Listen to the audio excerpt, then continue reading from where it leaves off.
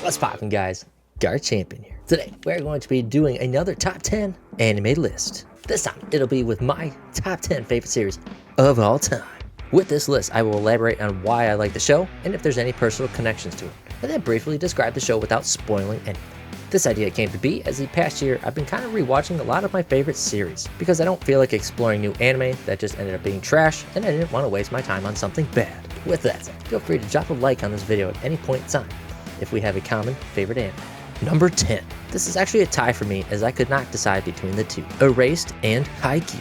Both are way different from one another, but both made me feel a lot of emotion watching these, so I ultimately could not decide. Erased is about a man who is able to go back into his past in order to save a girl that was killed and ultimately tried to change the future. This felt ominous, mysterious, and sadness for the situation. It was a good thriller, to say the least, and had a great story. Haikyuu is a great sports anime revolving around volleyball. You get two freshmen with unique talents and they inspire the team in many ways and they strive to be the best. I have a personal connection with this as I used to play volleyball competitively, even in the collegiate level. Watching this when I still played brought out a level of excitement and tried to do things that were done in the show.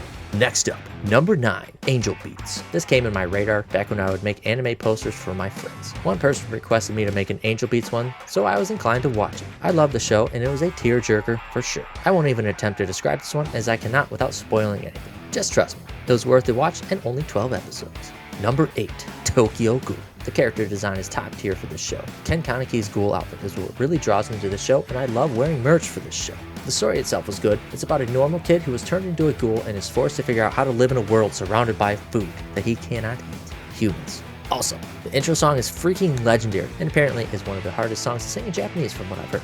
So if you haven't watched this or it doesn't interest you, the intro song is worth a listen. Number 7, Reizu. This honestly used to claim the number 1 spot for me, but in later seasons it's gone in different directions from its beginning and has been a slight turnoff for me honestly, but I still love and cherish this show. Typical isekai, the MC dies and gets transported to another world, only to find out that when he dies he comes back to life at a specific checkpoint. Number 6, Full Metal Alchemist Brotherhood. I consider this my first real anime watched. I don't count Pokemon or DBZ because at the time they were just cartoons to me. As an adult, I should say this was my first one. It has an excellent storyline and I love the concept of the 7 sins as villains in this show. The Elric brothers were attempting to bring a deceased family member back through the laws of alchemy. Things went wrong and one brother's body was sacrificed but his soul was bound to a suit of armor. The other brother is dedicated to getting his brother's body back and goes through this rigorous journey and larger events unfold. Number 5, Death Note.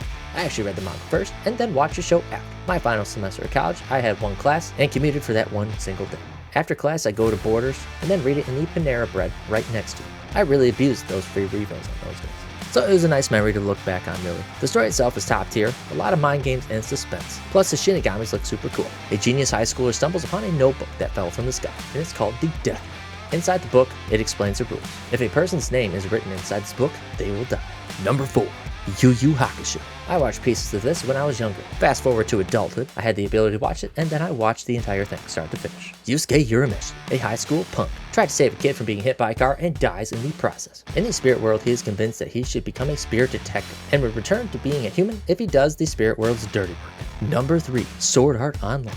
This is the show that really puts its hook in me and got me addicted to anime in general. The Aincrad arc just hit so hard for me and I was in love. This was my favorite series for a very long time. A new VR MMO called SAO dropped and people were raging to play. There was an issue for those players though. Once logged in, the players could not log out, and then if they died in game, you die in real life. The only way to be free is to clear all 100 floors of this game. Number 2, Dan to Dan.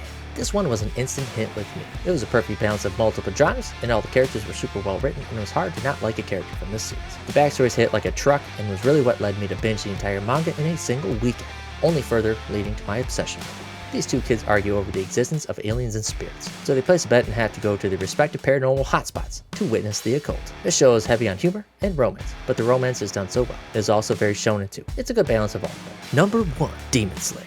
This should come at no surprise if you've been involved with my channel at all. I was completely hooked after the Entertainment District and went all in. After the Swordsmith Village arc, I got the manga and fell even more in love with the series, and one character in particular, Shinobu Kochi.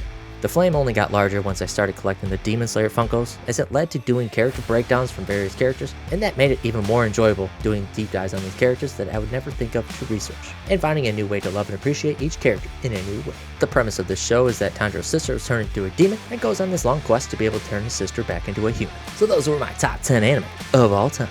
Did any of mine match your favorites? Regardless, if they did or did not, let me know what your favorite animes are in the comments below.